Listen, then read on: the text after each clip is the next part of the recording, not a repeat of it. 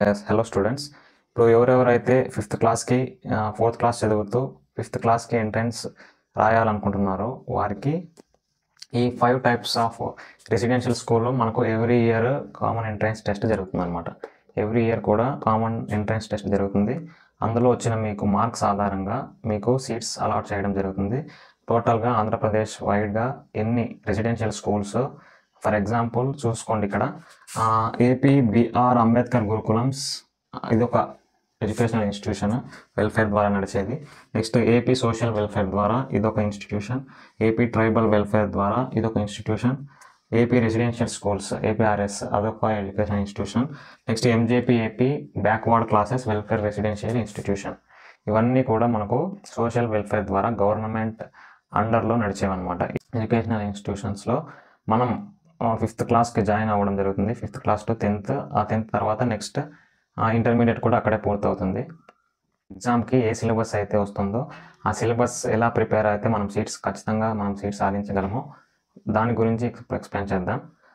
ఇప్పుడు ఈ అవకాశం ఎలాంటి వారికంటే 4th క్లాస్ చదువుతూ 5th క్లాస్కి ఆఫ్టర్ నెక్స్ట్ ఇయర్ వెళ్ళే వాళ్ళ కోసం మాత్రమే. నెక్స్ట్ 6th, 7th, 8th కానీ 1st, 2nd, 3rd ఇలాంటి వాళ్ళకి కానీ అవకాశం ఉండదు.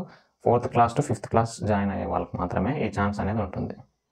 యాజ్ పర్ న్యూ ప్యాటర్న్ మన ఎగ్జామ్ ఎంజేపీ ఎపిసెట్ కానీ చెప్పాం కదా, 5 ఇన్స్టిట్యూషన్స్ టోటల్గా. దాంట్లో మనకు 4th క్లాస్ సంబంధించి ఆ సిలబస్ అంతా కూడా మనకు రాబోయే ఎంట్రన్స్ ఎగ్జామ్లో ఉండడం జరుగుతుంది. ఆ ఎగ్జామ్స్లో మెయిన్గా ఏ టాపిక్ నుంచి, ఏ సబ్జెక్ట్, ఏ లాంగ్వేజ్ నుంచి ఎన్ని మార్క్స్ వస్తాయనేది మనకు ఆల్రెడీ ఇక్కడ వాళ్ళు నోటిఫికేషన్లు ఇవ్వడం జరిగింది. తెలుగు నుంచి 10 మార్క్స్, ఇంగ్లీష్ నుంచి 10 మార్క్స్, మ్యాథమెటిక్స్ నుంచి 15 మార్క్స్, ఎన్విరాన్మెంటల్ స్టడీస్ ఈవీఎస్ నుంచి 15 మార్క్స్. టోటల్గా 50 మార్క్స్ అనేది ఎగ్జామ్ జరుగుతుంది. టోటల్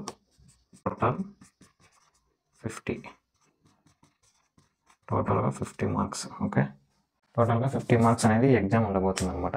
ఇప్పుడు మనము ఈ టాపిక్స్ అన్నీ కూడా స్టెప్ బై స్టెప్ డిస్కస్ చేద్దాము. ఫస్ట్ వచ్చేసి ఇంగ్లీష్ మొదలు పెడదాం. ఇంగ్లీష్ నుంచి మనకు 10 మార్క్స్ వస్తాయి. టోటల్గా 10 మార్క్స్. నెక్స్ట్ మోడల్ పేపర్స్, ఆ కంటెంట్ అంతా చెప్పిన తర్వాత మోడల్ పేపర్స్కి వెళ్దాం. ఎన్ని మాక్ టెస్ట్లో రాస్తే మనకు అంత ప్రాక్టీస్ అవుతుంది. ఆ మోడల్ పేపర్స్లో ఉండేవి నెక్స్ట్ ఫ్యూచర్ ఎగ్జామ్స్లో కూడా రిపీట్ అయ్యే ఛాన్సెస్ ఉంది. ఇంగ్లీష్కి సంబంధించి మనకు బ్లాజమ్స్ ఉంది కదా 4th క్లాస్లో, అందులో ఇంగ్లీష్కి సంబంధించి ఏ టాపిక్స్ ఈ ఎగ్జామ్లో ఉండబోతున్నాయి, ఏ టాపిక్స్ నుంచి మనకు మార్క్స్ అనేవి గెయిన్ చేసుకోవచ్చు, ఏ టాపిక్స్ అనేవి అందులో ఎగ్జామ్స్లో ఉంటాయి మనం చూసుకుందాం.